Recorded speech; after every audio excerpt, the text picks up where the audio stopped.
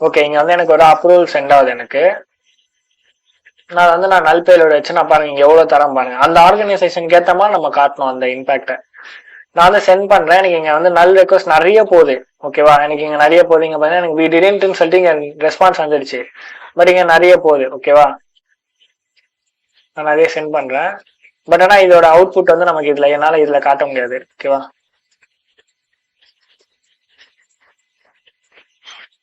Okay, இதை விட்டுருங்க.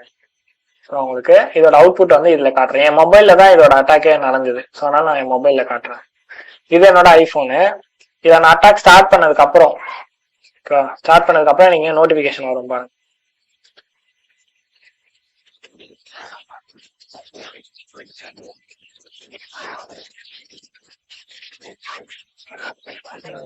வரல. யா, இது ஆக்சுவலா இந்த அப்ரூவ்